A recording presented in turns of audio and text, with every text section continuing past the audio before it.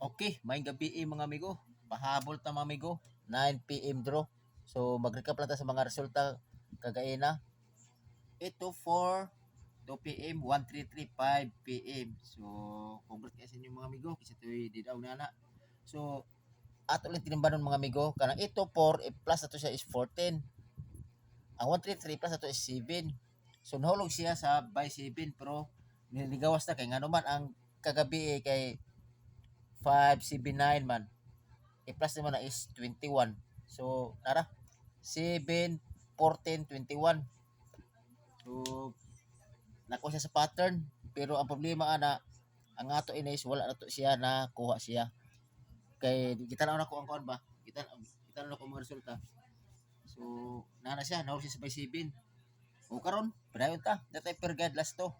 So, actually, ang kining 86 jud mo, pinakakuha niya to sa last to na to, 86. Pwede niya last to sa lugar na last to, 86 o 68.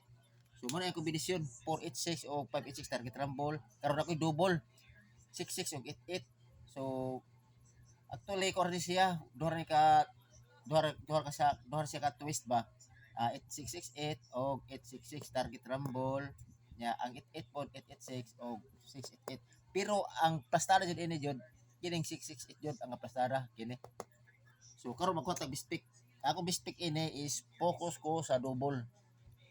Kung ganahan mo na, kung kaya ninyo, hospitalan for 86, hospitalan ninyo. O pwede mo hospital for sa akong gaya na nga gi-vlog.